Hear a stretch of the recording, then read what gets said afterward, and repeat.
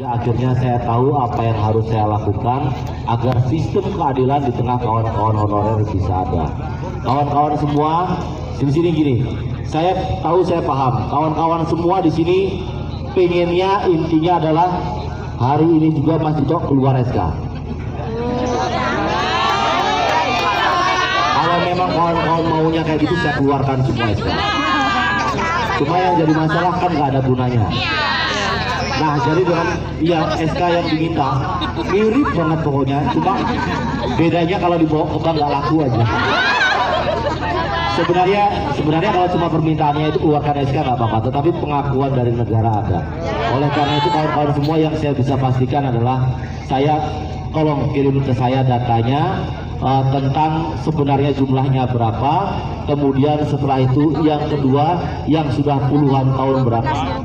Ya, itu baru. Yang tinggal pensiun setuju. Sehingga akhirnya saya bisa membuat sebuah aturan yang aturannya itu memberi sistem keadilan yang ada di kawan-kawan. Kawan-kawan semua yang sangat saya hormati, sangat saya sayangi, yang namanya bupati itu bukan Tuhan. Yang namanya bupati itu bukan semuanya bisa dilakukan. Tapi yang namanya bupati itu memang sebenarnya kepala tim sukses untuk menjual lampu merah, atau ketua tim suksesnya kalian semua, ketua tim sukses lampu merah. Kalau kita menganggap kita adalah orang lampu merah, kan seperti itu. Oleh karena itu ketua tim sukses itu mempunyai tanggung jawab. Yang pertama memberikan perintah, yang kedua mencarikan anggaran, yang ketiga memberikan perlindungan. Oleh karena itu mari bersama-sama berdoa semoga tahun 2025, tahun 2030 ketua tim suksesnya ketua yang memikirkan kawan-kawan honorer yang sedang bekerja.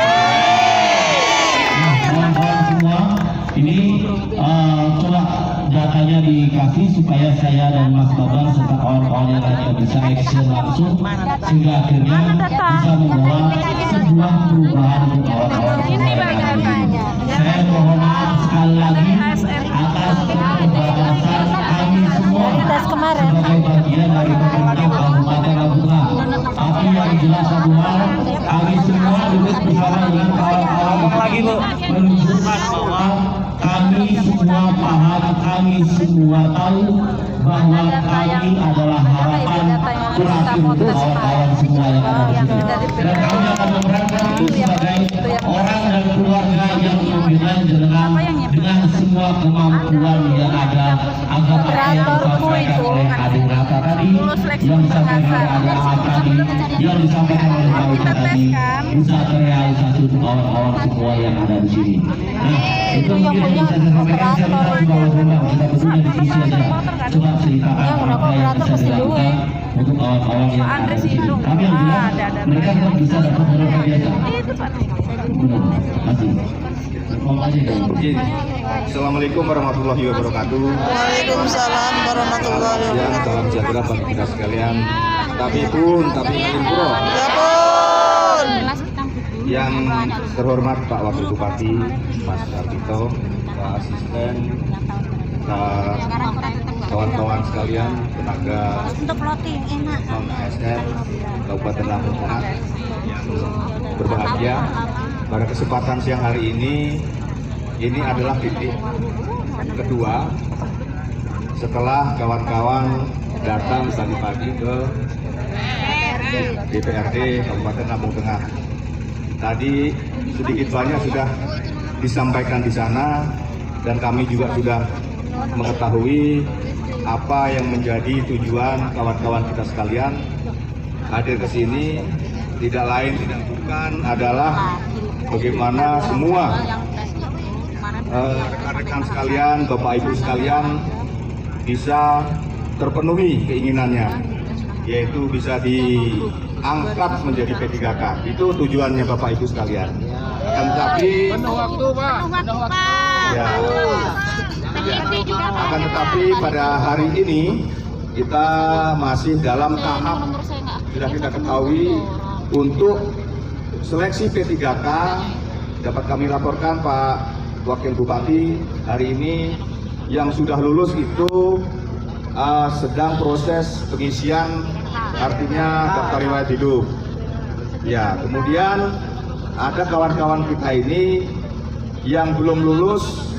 Ini arahan pemerintah pusat, yaitu agar supaya didata. Kemarin terakhir pendataan itu tanggal 7 paling akhir, kemudian diperpanjang. Tujuannya adalah agar supaya kawan-kawan kita ini masuk dalam data di BKN, Pak. Tujuannya apa? Kami terus terang sebagai kepala BKPSDM dan kawan-kawan di BKPSDM sebagai pelaksana dari pemerintah pusat kaitan dengan mekanisme bagaimana tugas-tugas kami, Pak. Nah, kemudian untuk kawan-kawan yang belum nasibnya hari ini diangkat sebagai P3K, itu sepanjang proses P3K yang tahap pertama ini belum selesai, artinya kawan-kawan masih punya hak dan tugas pokok fungsinya masih seperti yang non ASN yang kemarin itu, Pak. Dapat kami laporkan tenaga non ASN yang sudah terdata, Pak, terdata di BKN yaitu 3.475, Pak. Kemudian sampai hari ini masih ditunggu untuk penataan agar supaya kawan-kawan ini bisa masuk nanti tindakan atau progres yang dimaksud pemerintah pusat nanti mau diarahkan ke pegawai paruh waktu itu dikasih waktu sampai tanggal 15, Pak, agar supaya data real semua non ASN yang ada di Kabupaten Lombok Tengah ini bisa dapat dilihat secara nyata dan apa artinya, berapa kepastiannya realnya gitu, Pak. Selama ini kan tenaga-tenaga non ASN ini banyak sekali yang tidak terdata, sehingga ini diminta untuk Bapak Ibu kawan-kawan sekalian untuk tahun 2025 ini terakhir tanggal 15 arahannya harus mendaftar sehingga nanti dapat terdata di BKN, Pak. Nah, ini yang kedua kan ini. Kaitan untuk tadi ada kawan kita Nata menanyakan masalah kuota formasi. Formasi itu sudah ditentukan, Pak. Sudah ditentukan dalam artian begini, kita memberikan formasi atas dasar berapa kuatnya kita, Pak, menggaji nanti yang akan diangkat. Kemarin sudah rapat dengan tim DAPD, ada BPKAD, ada Pak Sekda, ada Bapeda, dirapatkan bahwa kami punya data non ASN sekian ribu. Ini mau bagaimana kita penyelesaiannya, sehingga didapat, Pak, untuk formasi maksimal untuk tahun 2024 itu hanya 250 orang, itu pun dibagi karena ada pembagian aturannya. Formasi itu 75% untuk P3K, 25% untuk CPNS, Pak. Kalau kita daerah mampu 250 orang, artinya 188 untuk P3K, 62 untuk P3KK, Pak. CPNS, Pak, maaf, untuk CPNS, Pak. Sehingga itu, Pak, jadi kami selaku pelaksana pengadministrasian kepegawaian, kami tidak bisa menambah atau mengurang, apalagi mengambil kebijakan sepihak untuk kaitan ini. Mungkin ke depan semangatnya kita sama. Saya pengennya itu model atau teknis pengangkatan itu dilihat dari masa kerja. Saya pribadi pengennya seperti itu. Karena apa? Karena itu mengedepankan asas keadilan. Tapi mohon maaf, nanti kita tetap berdiskusi dulu ke pusat. Karena apa? Karena metode perekrutan P3K itu tidak ada klausul yang mengatakan itu, sehingga kami kesulitan untuk mengambil kebijakan seperti itu. Malah nanti kalau kita mengambil kebijakan seperti itu, sedangkan kita proses perekrutannya melalui tes, bagaimana itu yang kita masih belum ketemu formulanya. Nanti mudah-mudahan ke depan kita bisa mengambil langkah, mengambil keputusan yang berpihak pada Bapak Ibu sekalian. Ya, mungkin hanya itu Pak Wakil yang dapat saya sampaikan. Saya akhiri, wassalamualaikum warahmatullahi wabarakatuh. Aturan persentase kalau PNS itu harus 25% dari mana? Itu dari pusat, dari pemerintah pusat Pak. Ada ya? Ada Pak. Dalam setiap penerimaan 25% harus PNS. Harus PNS. Oh gitu. Iya. Berarti kalau kita mau nerima P3K 2.000, itu 500 harus PNS. Iya. Oh gitu. Ada aturannya ya? Ada Pak. Kapan diangkatnya? Tapi kita nggak akan finalisasi. Selesaikan dulu tahap 1 Pak. Iya. Betul. Tahap 1 selesaikan. Lain ada tahap 2. Masih kedua terus Pak. Jadi maksudnya gini, ada nggak data kita yang tahun 2021? Ada. Jadi kita tahun 2025 ini nggak perlu mendata lagi. Ada. Sebentar. Saya susah memecahkan masalah kalau cara misalnya ini. Coba dinaikkan data 2021, nggak usah lagi melakukan pendataan untuk tahun 2020. Yang sudah ada di tahun 2021. 22 Pak. 22 bukan 21. Terakhir 2000 berapa? 2022. 2022. Iya. Udah, berarti pendataan dari tahun 2021. 22 Pak. Kasihan dia ya. Kenapa saya biarkan tadi saya ulang kata-kata 2021 karena saya senang banget melihat dia tangannya begini-begini. Yang penting Ya, 2000 berapa Bu? Bercanda ya, ini bercanda. Jadi data dari tahun 2022 itu aja Mas Bambang. Iya, yang non ASN ya. Nanti data yang lewat Iya, alhamdulillah. 2025 kayaknya nggak perlu lagi kita paksakan mendatakan. Nanti kita koordinasi agar saya minta tolong kalau misalnya kita mau mengangkat 1000 gitu, dari 1000 harus 250-nya AS PNS. Waduh, itu nanti keputusan dari kita nggak sesuai dengan ini ya, nggak sesuai dengan apa, nggak sesuai dengan apa Yang 5 tahun ke atas. Nah, oleh karena itu saya rasa nanti bisa kepala BKSDM diskusi atau persentase itu dikurangi atau persentase itu bisa atau tidak dihilangkan. Tapi saya minta data dari 2022 yang masuk di 2022 pendataan kunci.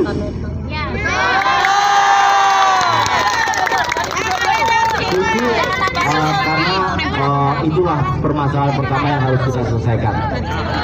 Saya mau tahu juga apa kelebihan orang 2022 selain ganteng-ganteng dan keren-keren. Orangnya pinter-pinter. Apa ya? Kalau pinter-pinter diuji aja berarti nggak masalah. Mudah banget. Tapi benar, data 2022 ada. Terus dari 2022 siapa aja yang sudah masuk, siapa yang belum ada? Ada. Sudah. Kalau masalah memasukkan data ke atas itu kan tergantung kita kan?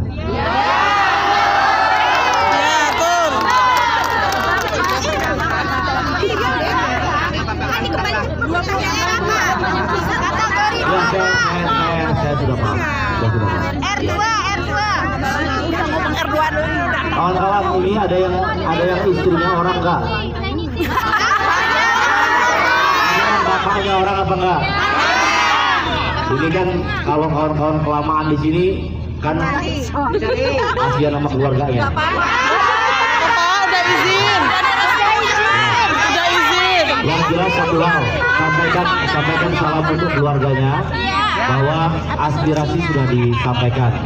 Kemudian keputusan saya nanti saya akan meminta kepada Bapak Kepala BKSDM untuk menaikkan siapa saja yang sudah terdata di tahun 2022. Stok dulu yang lainnya kita selesaikan tahap demi tahap.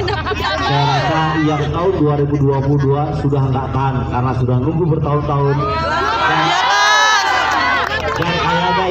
2022 masih terlalu sebentar nunggunya. Mungkin kayak gitu kayaknya kayak gitu kayak. Iya Pak. Iya Pak.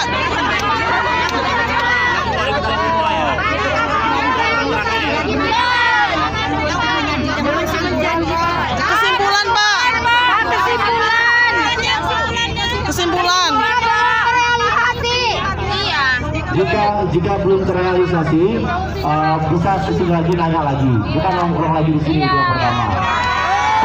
Sekarang kondisi karena belum terrealisasi, kembali kerja ke tempat masing-masing. Jangan merusak nama kawan-kawan dengan hal yang kurang baik, kurang pas. Izinkan kami untuk mengurus kawan-kawan semua. Kemudian hak-hak yang sebelumnya sudah didapatkan, tolong bisa dipertahankan akhirnya sampai keputusan ini bisa dilaksanakan. Iya Pak. Kapan itu Pak? Mas, handphone dulu Mas. Handphone mana? Tahap 1 aja Pak. Video ini saya lagi. Siapa? Video lagi. Video lagi. Coba lagi.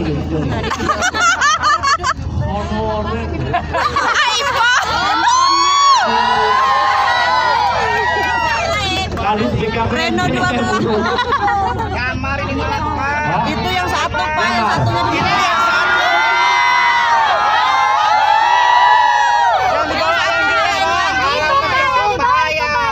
Itu Pak. Tuh. Walaupun honor gaya nggak mau kalah dong. Begitu saya lihat handphonenya, dia sadar dia telah melakukan sesuatu yang salah. Dia orang punya, Pak. Apa-apa Pak. Kebun dia Pak. Iya, punya kebun berektar.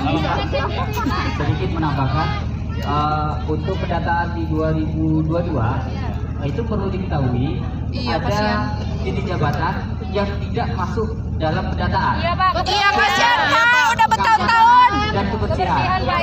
Iya kasihan Pak. 3 jabatan itu banyak yang sudah tua juga Pak. Betul. Iya Pak. Kebersihan. Mari hidup. Banyak kasih. Mana Bapak tadi? Dorongnya pun pinggir jalan.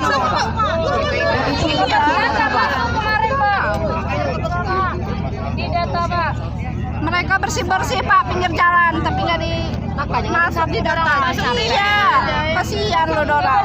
Jangan bilang tahap 1 aja, kasihan mereka. Iya. Iya. Itu ada yang nggak masuk. Iya Pak, yang tenaga kebersihan. Penjaga malam. Penjaga malam. Petugas kebersihan. Iya. Mimpi buruk loh. Iya. Tadi saya baru dapat informasi dari Mas Babat kalau itu memang di outsourcing-kan. Kalau masalah supir, petugas kebersihan, petugas keamanan, kan tadi kan benar informasi. Asal bisa membuktikan kalau SK-nya memang dari tahun 2022 ke bawah, masukkan ke sini, nanti itu akan dibuatkan file sendiri. Nanti saya pikirkan dibuatkan file.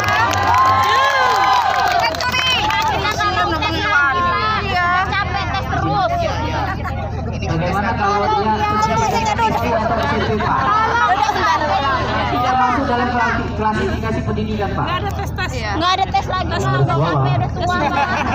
Udah tua Pak. Alasannya misalnya SD, SMP, Enggak, mereka nggak apa siapa aja yang SD, SMP, nanti saya tuliskan kertas kependidikan supaya dapat paket C.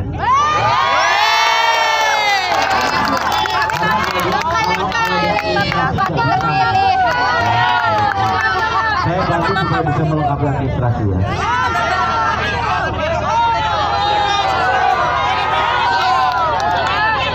Itu kan tadi yang disampaikan tahun 2022 kita sepakat. Kemudian setelah itu ada 3 supir penjaga kebersihan dan itu. Setelah itu ada masalah yaitu dia rata-rata setiap ijazahnya SD. Kemudian laporkannya kemana? Cara melaporkannya begini, lengkapi berkasnya itu kepada BKPSDM. Nanti ada file sendiri Di file itu akan tertulis ada yang SD, SMP, ada yang SMA. Nanti dengan pembahasan ini saya yang coba mengajukan mereka supaya bisa kejar paket. Datanya saya dapat dari mana? Datanya dari mengikuti apa pendataan yang ada di BKPSDM kita, datanya kemarin keluar. Jadi pada saat didata sama BKPSDM jangan disumputin ya ijazahnya. Jadi pura-puraan apa sengaja nggak nunjukin setelah terakhir apa, nanti malah nggak kepantau semua. Setelah terakhir apa, tulis SD, tulis SMP, tulis SMA. Yang saya bingung nanti kalau ada yang nulis TK sama tapi banyak yang SD, SMP, SMA ya. Gaji pak. Tulis dulu, saya ingin tahu jumlahnya berapa. Nanti kan pembagiannya sesuai anggaran juga. Jangan kita mentang-mentang satu belum dipenuhi nanti minta ini lagi. Satu tujuan kita kan minta NIP diangkat, disyukuri aja, disyukuri dikasih NIP diangkat udah. Nggak usah deketin bu. Itu nanti mulai satu-satu berkelanjut. Yang penting data 2022. Ya itu apa termasuk mana? Tenis. Yang penting ada sih. Udah. Apa itu maksudnya? Kenyataannya di Sendiri sini. tenis. Termasuk tenaga pendidikan. Pak Bagus. Selain guru, maksudnya di sekolah selain guru. Siapa? Ada informasi. Cerdas. Ya, kalau masalah formasi kan Ngapain buka dulu? Tadi penjaga kebersihan ada bilangin apa? Penjaga kebersihan. yang masa lalu. Di sekolahan sama Nah, satpam. kalau kita masih mau diskusi yang masa lalu kan nggak ketemu. Tadi dari dinas Nah, oleh kayaknya. karena itu sekarang pertanyaannya jenengan ada nggak di data tahun 2022? Ada. Kalau ada di tahun 2022 itu nanti akan terinventarisir sama BKPSDM siapa aja yang guru, siapa aja yang TU, siapa aja yang itu. Yang saya pikirkan kan gimana caranya 2022 all in. Iya, Pak. Belum tentu bisa juga ntar tapi kan mikirnya ke sana. Karena mikirnya ke sana, dengan yang penting berpikirnya adalah sampean masuk enggak di pendataan 2022. Kalau sudah masuk, nggak usah pikirin sampean TU, nggak usah pikirin sampean yang lainnya. Karena sampean masih membahas masa yang lalu, bicara. Kan pinter-pinter paham maksud saya kan? Paham. Berarti sampean sendiri yang Iya Pak. nanti kita lihat sampean. Karena gini Pak, setahu saya semua SK itu sebutannya beda-beda Pak, tergantung penggajiannya di mana. Termasuk kayak di LH kemarin ya. Di LH kemarin dia sebagai administrasi, tetapi kan ke kebersihan. Problemnya? Nah, kami nggak tahu Pak. Enggak. Problemnya dengan keluhan ibu ini apa? Kalau saya terus terang Pak, saya sudah 20 tahun. Masalahnya. Karena gini, sekarang kan mungkin langsung ke fungsional, langsung jabatan. Kemarin kan tidak ada rumahnya lah Pak. Dengan metode yang dilakukan di dinas seperti itu, jadi masalah nggak? Nah, kalau nggak jadi masalah, Mbak Dewi ini nggak pilih apa? Bukannya maju ketua. Mbak Dewi. saya ini sebagai Mbak Dewi. Mbak Dewi. bidang kebersihan itu saya yakin kepala dinasnya menuliskan itu hanya untuk mengamankan jenengan. Jam berapa? Karena gini Pak, kemarin itu sebagai Setengah 4. jadi kalau pekerjaannya memang banyak Pak yang Banget ya. Panggilin Mbak ini Mbak Hitam bunga-bungain. Iya. Kalau kebersihan kan sebutnya Setengah 4. Tapi kan itu ada yang sudah pindah Udah kan bisa dibayarkan kebersihan. Jadi mereka tidak masuk walaupun sebagai